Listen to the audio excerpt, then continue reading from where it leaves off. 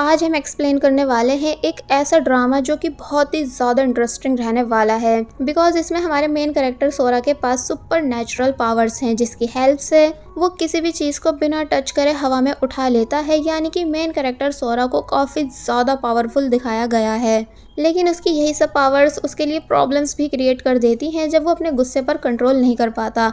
लेकिन हमारी female lead के आने की वजह से सोरा की लाइफ एकदम चेंज हो जाती है, यानी कि वो खुश रहने लगता है और अपनी पावर्स को हैंडल करना भी सीख जाता है। साथ ही ड्रामा में ये भी दिखाया जाएगा कि सोरा को अपने पेरेंट्स की तलाश है, तो तब इस चीज़ में भी फीमेल लीड सोरा की फुल हेल्प कराएगी।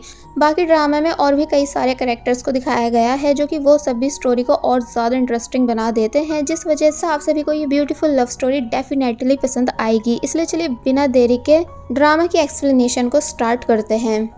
ड्रामा की स्टार्टिंग में हम एक सोरा नाम के किड को देखते हैं जिसके पास कुछ स्पेशल पावर्स हैं एंड वो इस टाइम अपनी ग्रैंड मदर से मिलने हॉस्पिटल आया हुआ है एंड बोल रहा है कि ग्रैंड मदर आप फिक्र मत कीजिए, आप ठीक हो जाओगी। तो तब वो कहती हैं कि हाँ, और जब एक मार्क्स सोरा को देने ही वाली थी तो तब सोरा के फादर उनके हाथ को पकड़ लेते हैं, यानी कि मना करने लगते हैं। तो तब ग्रैंड मदर ने समझाया कि इसमें सोरा की कोई भी गलती नहीं है और फिर सोरा को मास्क देते हुए कहने लगी कि देखो ये गॉड मास्क है जिसको तुम्हें हमेशा अपने पास रखना है, क्योंकि इससे तुम और अच्छे इंसान बन पाओगे और अपने गुस्से को भी कंट्रोल कर पाओगे। सोरा उस मास्क को ले लेता है एंड कहने लगा कि देख लेना ग्रैंड मदर, एक दिन मैं बहुत ही अच्छा इंसान बनूंगा। तो तब डैड कहते हैं कि तुम इंसान कभी बन ही नहीं सकते क्योंकि तुम एक मॉन्स्टर हो। सोरा को गुस्सा आने लगा इस बात से, यानी कि उसका दिल टूट जाता है क्योंकि आई थिंक सोरा के फादर सोरा को पसंद नहीं करते हैं।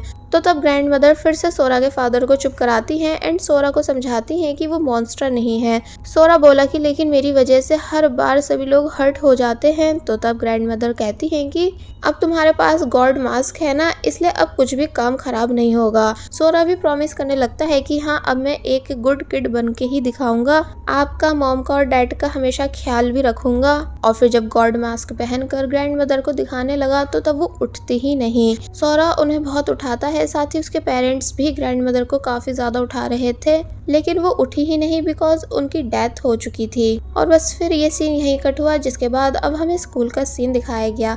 एक्चुअली सोरा अपनी फैमिली के साथ जापान में रहता है जबकि इसके पेरेंट्स थाईलैंड से बिलोंग करते हैं। ग्रैंड मदर की डेथ के बाद सोरा हर टाइम उस मास्क को पहन के रहने लगा था, जिस वजह से उसका फोकस इधर उधर जाता ही नहीं था, सिर्फ अपने काम पर रहता था। लेकिन एक दूसरा किड जो कि सभी बच्चों को बुली करता है, वो सोरा के पास आकर उससे उसका मास्क छीन लेता है एंड सोरा को कमजोर समझकर परेशान करने लगा। सोरा ने मना किया भी कि प्लीज ऐसा मत करो और मुझे मेरा मास्क वापस कर दो, लेकिन वो स्टूडेंट माना नहीं, बल्कि मास्क को सोरा से खींचने लगा, जिस वजह से वो टूट जाता है। सोरा बेचारे का दिल टूट जाता है, लेकिन वही वो स्टूडेंट काफी ज्यादा खुश हो रहा था कि देखा अब आया ना मजा। तो ये सुन सोरा ने काफी ज्यादा गुस्से से उस स्टूडेंट की तरफ देखा एंड उसे अपनी पावर से हवा में उठाने लगा, जिस वजह से वो स्टूडेंट शॉक रह जाता है एंड उसका गला भिजने लगता है। एक्चुअली इस टाइम सोरा का माइंड बिल्कुल भी इधर उधर नहीं, डायरेक्ट सिर्फ उस स्टूडेंट पर था जिस पर उसे बहुत ही ज्यादा गुस्सा आ रहा है, इसलिए वो इजीली उस स्टूडेंट को हवा में उठा पा रहा था। सोरा की पावर इतनी ज्यादा थी कि सभी विंडोज तक टूट जाती हैं एंड वो स्टूडेंट ऑलमोस्ट मरने ही वाला था क्योंकि उसका फेस तक रेड हो चुका था। लेकिन जब जैसे कुछ गर्ल्स यहाँ आई और चिल्लाने लगी तो तब सोरा का माइंड फोकस से हटा एंड वो स्टूडेंट नीचे गिर गया। तो तब जाकर सोरा को रियलाइज हुआ कि वो गुस्से में क्या कर रहा था। जिसके बाद अब नेक्स्ट सीन में हम सोरा के पेरेंट्स को प्रिंसिपल ऑफिस में देखते हैं, जहाँ उस स्टूडेंट के पेरेंट्स भी आए हुए थे कंप्लेंट के साथ। इसलिए प्रिंसिपल अनाउंस कर देते हैं कि सोरा कोई नॉर्मल किड नहीं है बल्कि काफी ज्यादा डेंजरस है, इसलिए वो उसे स्कूल से निकाल रहे हैं इससे पहले कि और किसी दूसरे स्टूडेंट को भी नुकसान पहुंचे। तो तब पेरेंट्स उदास होने लगे। तो वही सोरा जो कि बाहर है, जिसे अपनी गलती रियलाइज हो रही थी कि मुझे ऐसा नहीं करना चाहिए था, यानी पता नहीं क्यों मैं अपने गुस्से पर कंट्रोल नहीं कर पाता हूँ और अपनी पावर्स को बाहर आने से रोक नहीं पाता हूँ, इसलिए वो यहाँ काफी उदास होकर बैठ जाता है। जिसके बाद अब हमें घर का सीन दिखाया गया, जहाँ सोरा के फादर गुस्से से सोरा को उसके रूम में लाते हैं एंड कहते हैं कि अब तुम कभी घर से बाहर नहीं जाओगे बल्कि हमेशा सिर्फ इसी रूम में रहोगे। और फिर जब जैसे ही सोरा के रूम से बाहर आए और अपनी वाइफ के पास आ गए तो तब सोरा की मॉम सोरा के पास जा रही थी, लेकिन वो उन्हें रोक लेते हैं एंड बोलते हैं कि वो हमारा बेटा नहीं है बल्कि सिर्फ एक मॉन्स्टर है, इसलिए हमें उससे दूर रहना चाहिए। मॉम कहती हैं कि प्लीज ऐसा मत बोलो और हल्के बात करो, सोरा सुन लेगा एंड वो हमारा ही बेटा है, तुम उसे ऐसे कैसे मॉन्स्टर बोल सकते हो। तो वहीं ऊपर से सोरा भी इन सभी बातों को सुन सुन के परेशान हो रहा था। फादर बताने लगते हैं कि अब कोई भी ऐसा स्कूल नहीं बचा है जहाँ से इसे निकाला नहीं गया हो या जहाँ इसने ऑलमोस्ट लोगों को जान से मार नहीं दिया हो, इसलिए अब मैं तंग आ चुका हूँ और बिल्कुल भी इसके साथ रह नहीं सकता एंड मेरी मॉम की डेथ की वजह भी यही है, यानी इसी की वजह से आज वो जिंदा नहीं। तो ये सुन मॉम जोर से सोरा के फादर को स्लैप मारती हैं एंड कहती हैं कि तुम आखिर ऐसे कैसे अपने खुद के किड पर इतने गंदे इल्जाम लगा सकते हो, ये जानकर भी कि सोरा का कोई दोष नहीं। तो वहीं ऊपर अब सोरा भी काफी बुरी तरह रोने लगा था अपने डैड के मुंह से अपने लिए इतना बुरा बुरा सुनकर, इसलिए चिल्ला भी रहा था कि नहीं मैं मॉन्स्टर नहीं हूँ और ना ही कोई डेविल हूँ। कि तभी सोरा के गुस्से की वजह से घर की लाइट्स ऑन ऑफ होने लगी, जिस वजह से पेरेंट्स डर गए और फिर तभी लाइट्स ऑफ हो जाती हैं। फादर बोलते हैं कि देखा अब ये मॉन्स्टर फिर से कुछ काम खराब कर रहा है, इसलिए तभी सोरा के रूम में जाने लगे। तो वहीं सोरा जिसे अब एक बार फिर गुस्सा आ चुका था, उसने रूम के सभी सामान को हवा में उठा लिया, साथ ही विंडोज भी टूट गई। पेरेंट्स जब जैसे रूम में आए तो तब सोरा से ऐसा करने से मना करते हैं, लेकिन वो किसी की सुन ही नहीं रहा था कि तभी एक बॉल बहुत जोर से मॉम के हेड पे जाकर लगी, जिस वजह से वो चिल्लाई। तो तब जाकर सोरा होश में वापस आया एंड मॉम के पास आने लगा, लेकिन फादर सोरा को रोक देते हैं और बोलते हैं कि तुम बिल्कुल भी हमारे क्लोज नहीं आओगे। मॉम कहने लगी कि नहीं सोरा की कोई गलती नहीं, यानी उसने जानबूझकर नहीं किया, इसलिए प्लीज तुम मेरे बेटे को कुछ मत बोलो। लेकिन अब फादर डिसाइड कर चुके हैं कि उनको सोरा के साथ क्या करना है, यानी उसके साथ रहना ही नहीं है बल्कि सोरा को उस जगह पहुंचाना है जहां उसे स्टार्टिंग से होना चाहिए था। इसलिए तभी ये सीन यहीं कट हुआ, जिसके बाद अब हमें सोरा के घर के बाहर एक कार दिखाई गई जहां कुछ लोग सोरा को अपने साथ लेकर जाने के लिए आए हैं। सोरा भी सामान लेकर बाहर आया एंड जब कार में लगेज रखवाने के बाद वो सीट पर बैठ गया एंड बाहर जो पर्सन खड़े थे उन्हें देखने लगा। तो तब वो पर्सन बोले कि तुम फिक्र मत करो, हम बहुत जल्द तुमको घर वापस ले आएंगे। एक्चुअली ये सभी लोग किसी बहुत ही बड़े रिसर्च इंस्टीट्यूट से आए हैं एंड जो ये पर्सन है वहाँ के हेड हैं। बाय द वे अब हम देखते हैं कि जब सोरा रास्ते में था तो तब उसको हेड ने बताया कि हम तुम्हें ठीक करने के लिए हमारे रिसर्च इंस्टीट्यूट लेकर जा रहे हैं, ताकि पता लगा सकें कि आखिर तुम्हारे अंदर प्रॉब्लम क्या है, क्योंकि मुझे लोगों ने तुम्हारे और तुम्हारी पावर्स के बारे में बताया है, यानी क्या पता कि फिर तुम अपनी पावर्स का यूज करके लोगों का भला कर पाओ। तो तब सोरा बोलता है कि मैं कुछ नहीं जानता हूँ, मुझे बस जल्द से जल्द ठीक होना है ताकि फिर मैं अपनी मॉम और डैड के साथ रह सकूं। तो ये सुन हेड चुप हो गए। बाय द वे इनका नाम मिस्टर सोजी है। जिसके बाद अब हमें जापानीज टेक्नोलॉजी साइंस डिपार्टमेंट दिखाया गया, जो कि वाकई में बहुत ही ज्यादा बड़ा था, इतना ज्यादा कि सोरा उस पूरी जगह को बस देखता ही रह गया। फिर जब वो अंदर आया तो ये जगह अंदर से भी काफी यूनिक थी, यानी ऐसे जैसे कि वो लोग फ्यूचर में आ गए हों, इतनी ज्यादा एडवांस। जिसके बाद अब हम एक रूम देखते हैं जिसको दिखाते हुए मिस्टर सोजी बता रहे हैं कि यहाँ पर हम तुम पर टेस्ट किया करेंगे, यानी यहाँ तुम्हें रोज आना होगा। तो तब सोरा भी हैरानी से उस जगह को देखने लगा। फिर जब वो आगे की जगह एक्सप्लोर करता है तो तब उसे काफी अजीब अजीब चीजें दिखने लगी कि कैसे लोगों पर एक्सपेरिमेंट किए जा रहे हैं या किस किस टाइप के ड्रोन्स यहाँ पर हैं, जो कि काफी खतरनाक भी थे। इसलिए सोरा थोड़ा बहुत डर भी गया। फिर अब वो बाहर की साइड आया, यानी ये जगह साइंस डिपार्टमेंट के सबसे नीचे है, यानी जहाँ से सोरा बिल्कुल भी भागने की कोशिश नहीं कर सकता। सोरा को उसका रूम दिखाया गया, जहाँ आते ही सोरा ने पूछा कि आप मेरी मॉम से बात कब कराओगे, यानी मुझे उनकी याद आ रही है। तो तब मिस्टर सोजी बोले कि तुमको याद है ना कि तुम बिल्कुल अभी अपनी फैमिली के साथ क्या करके आए हो, इसलिए अब तुम अपनी फैमिली से तभी मिल पाओगे जब तुम ठीक हो जाओगे एंड ट्रस्ट मी, हम तुम्हें एकदम ठीक कर देंगे, फिर तुम हैप्पीली अपने पेरेंट्स के साथ रहना बिना किसी को नुकसान पहुंचाए। सोरा खुश होने लगता है कि क्या आप सच में मुझे ठीक कर दोगे, प्रॉमिस करो, और फिर क्या आप मुझे मेरे मॉम डैड से भी मिलवाओगे। मिस्टर सोजी बोले कि हाँ प्रॉमिस। तो तब सोरा और ज्यादा खुश हो गया। और फिर जब मिस्टर सोजी चले गए तो तब वो खुद को मिरर में देखता है एंड बोलता है कि मॉम देख लेना, मैं बिल्कुल भी रोऊंगा नहीं एंड बहुत जल्द ठीक होकर होकर आपके पास वापस आ जाऊंगा। वेल सीन कट हुआ, जिसके बाद अब नेक्स्ट डे से हमें सोरा की एक्टिविटीज दिखाई गई। यानी पहले तो उसकी स्टडी का एक टाइम फिक्स कर दिया जाता है जहां उसकी काफी हार्ड स्टडी हो रही है, जो सब सोरा को समझ आ भी नहीं रही थी, लेकिन तब भी वो उसे सीखने की कोशिश करता है। फिर सोरा को फाइटिंग सिखाई गई, यानी इस चीज का भी उसका एक टाइम फिक्स कर दिया गया ताकि सोरा को बहुत ज्यादा स्ट्रांग बनाया जा सके। फिर अब हमें सोरा को एक डॉक्टर के पास दिखाया जाता है जो कि आई थिंक वीकली सोरा के ब्लड को लेने वाले हैं ताकि ब्लड टेस्ट किया जा सके एंड और भी कई सारे तरह के टेस्ट किए जा सके।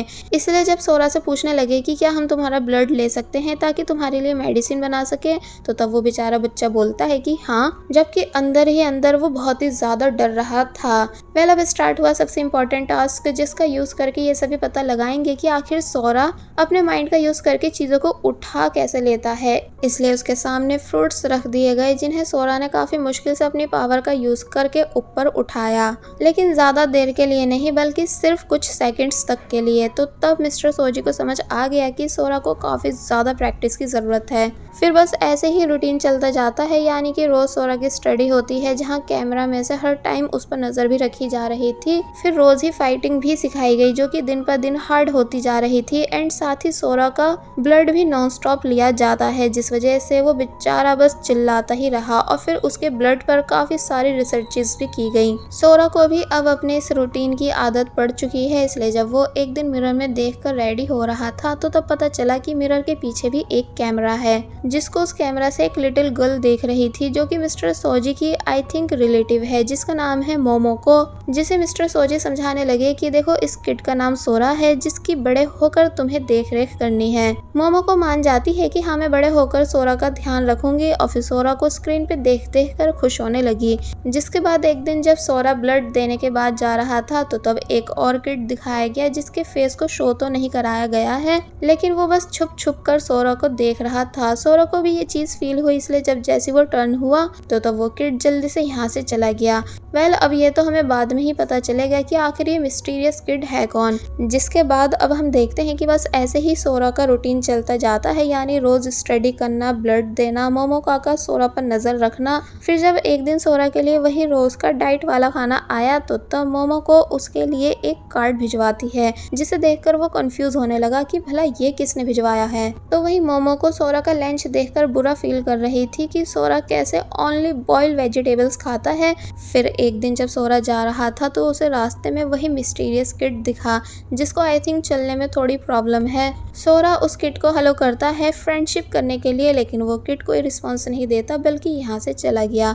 जिसके बाद अब नेक्स्ट सीन में हम सोरा की पावर कंट्रोल प्रैक्टिस देखते हैं, जिसको सोरा बस एक खेल समझ रहा था। तो इसलिए मिस्टर सोजी ने सोरा को डांटा एंड समझाया कि तुमको सीरियस होने की जरूरत है, तभी तुम ठीक हो पाओगे। तो ये सुन वो मान जाता है। जिसके बाद अब हम देखते हैं कि जब रात में सोरा सो रहा था तो तब उसे नाइटमेयर्स आने लगे, इसलिए वो परेशान हो जाता है। तो तब सोरा को परेशान देखकर मोमो को भी परेशान होने लगी, इसलिए नेक्स्ट डे उसने सोरा के लिए चॉकलेट भिजवाई इस मैसेज के साथ कि चॉकलेट्स खाने से तुम्हारे नाइटमेयर्स दूर हो जाएंगे। तो ये रीड कर सोरा खुश हो जाता है, क्योंकि अब उसको भी ऐसा फील हो रहा है कि जैसे वो अकेला नहीं है बल्कि कोई तो उसका यहाँ एक दोस्त है जो कि पता नहीं कौन है, पर बस वो उसका ख्याल रखता है एंड उस पर नजर रखता है। वेल अब स्टोरी हमें पूरे 8 साल बाद से दिखाई गई कि कैसे सोरा अब बड़ा हो चुका है एंड अभी तक ब्लड टेस्ट के लिए ब्लड सैंपल्स दे रहा है। फिर हम उसकी फाइटिंग स्किल्स देखते हैं जो कि पहले से काफी ज्यादा इम्प्रूव हो चुकी थी, साथ ही वो स्टडी में भी ब्रिलियंट बन चुका था एंड अब भी आराम से यहाँ रह रहा था, यानी विदाउट कंप्लेंट। लेकिन मिस्टर सोजी सोरा के ब्लड से उसके लिए जो मेडिसिन बनाना चाह रहे हैं वो अभी तक बन नहीं रही। बाय द वे सोरा को अभी भी नाइटमेयर्स आते हैं क्योंकि वो अपनी मॉम को बहुत ज़्यादा मिस करता है। एंड रही बात पावर कंट्रोल प्रैक्टिस की, तो अब यहाँ भी वो काफ़ी इम्प्रूवमेंट ला चुका था, लेकिन ज़्यादा वेट अपनी पावर से उठा नहीं पा रहा था। मिस्टर सोजी बोलते हैं कि सोरा तुम फुल फोकस क्यों नहीं दे पा रहे हो। तो तब वो बोलता है इसलिए क्योंकि मेरे माइंड में काफ़ी सारे क्वेश्चंस हैं एंड मैं अपनी मॉम को काफ़ी ज़्यादा मिस भी कर रहा हूँ, यानी उनसे मिलना चाहता हूँ। मिस्टर सोजी साफ मना कर देते हैं कि नहीं, अभी नहीं, पहले ठीक हो जाओ। तो तब सोरा को गुस्सा आने लगा कि मैं 8 साल से आपके मुंह से यही बात सुन रहा हूँ, आखिर कब मैं ठीक होऊंगा और मॉम से मिल पाऊंगा। कम से कम आप मुझे एक बार इनसे कॉल पर तो बात करवा दीजिए। लेकिन मिस्टर सोजी इस चीज़ के लिए भी मना कर देते हैं एंड बोलते हैं कि अगर तुमको गुस्सा आता है तो इस गुस्से का यूज़ ट्रेनिंग पर करो, तभी तुम जल्द से जल्द ठीक हो पाओगे। तो ये सुन सोरा चुप हो गया।